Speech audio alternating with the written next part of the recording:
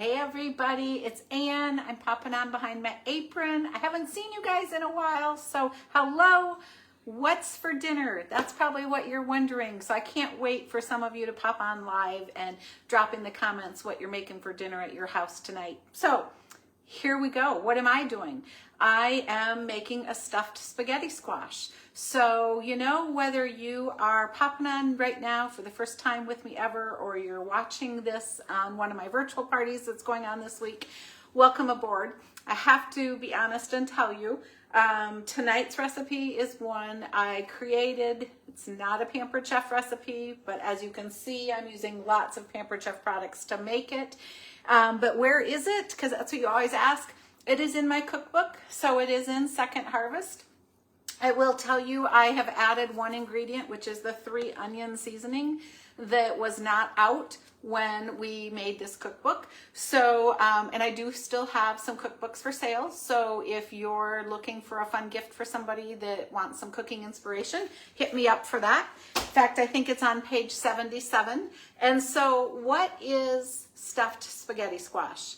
So I have here, and these are still super hot, I have a spaghetti squash that I cut in half and I seeded it. So I took out all the seeds and I did this roasting stage before I popped on here live with you, because you guys, that would take too long and you would be so bored if you were waiting.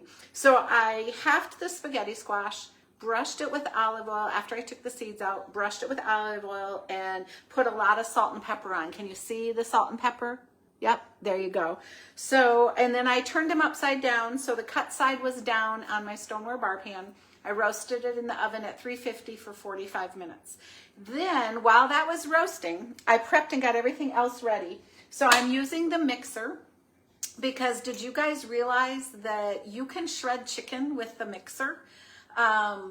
It's so easy. So cooked chicken, I put in one big chicken breast and about half of another one that I had already cooked up, put it in the mixer, used the dial and turned it to mix. And I just let it run till it shredded the chicken. Then I have added 2 tablespoons of cream cheese and mixed that. That's as far as I've gotten, okay? Then I roasted, while that was going, roasted the spaghetti squash. And when it's out, done from being roasted, just take a fork and really gently pull it away from the edge like this, so you can see you're getting all of this spaghetti squash, okay? Put it in the mixing bowl. Now don't get too close to the edge. You can leave a little edge because there'll be plenty of squash, because we are gonna make the filling and you don't wanna poke any holes in the shell. So go ahead and gently use a fork and peel it out of the squash. And for those of you that are trying to stay away from pastas and potatoes, spaghetti squash is a great substitute for that. And this will just give you another savory idea. I should tell you something too, since I have some of you on live. If you're local and you don't know what's for dinner tonight, and you think this sounds excellent, the very first local person that comments, and I'll try to watch the comments at the same time, but the very first local person that comments that they would like this for dinner, if you'll come over here and pick it up, you will get 1/2 of these, because one half is completely plenty for Jim and I. So if there's somebody else local that doesn't want to cook tonight and you want to come get one of these, just put it in the comments and I'll try to check the comments. So again, get all the spaghetti squash carefully out of the shell, put it in the mixing bowl with that chicken and cream cheese. So we'll just do a little more here, and I think that's pretty adequate. So your shell should look something like this, okay? So the majority is out.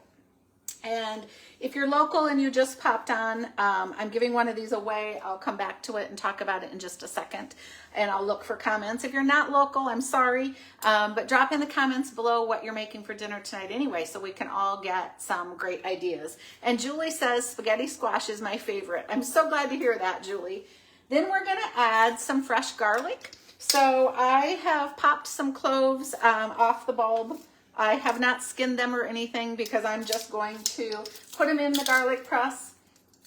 Make sure that piece doesn't fall in there though. And I'm just going to press them right in the bowl. As you can see, all that great garlic is coming off.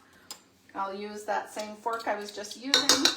And that was not a ton of garlic. So these are pretty skinny little cloves. I like when you get a really generous sized clove.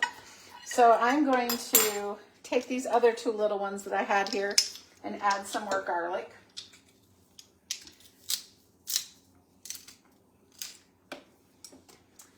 Then we're going to add some sliced up fresh mushrooms.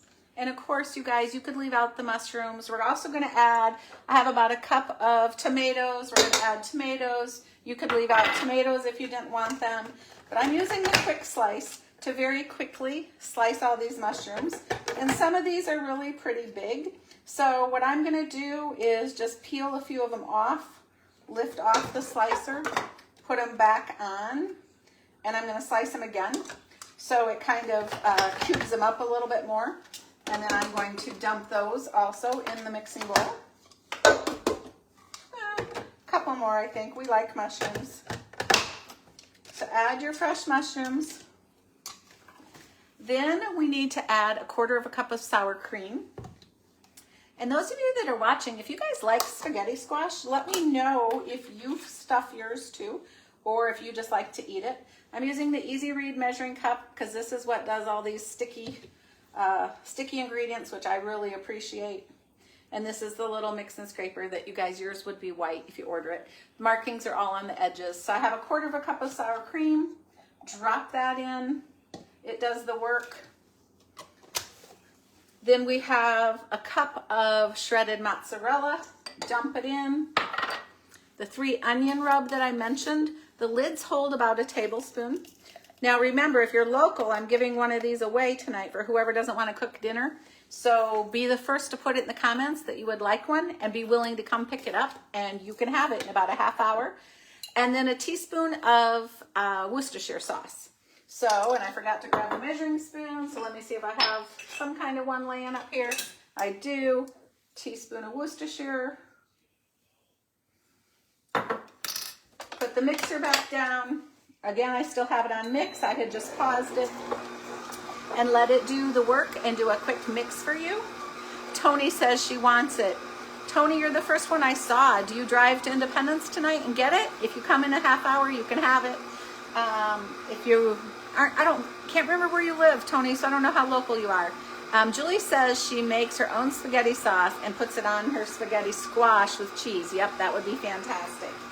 Okay, so you just want to give it a really easy little blend like I just did there. And then I will just grab it off the mixer. Let me show you. So there you see the chicken, all the cheese, the mushrooms, the tomatoes, and then I like to use, let me just add that in there. I like to use the extra large scoop because it just kind of keeps it from making too big of a mess. And I think you can see what I'm doing here. Just refill, carefully refill the spaghetti squash shells.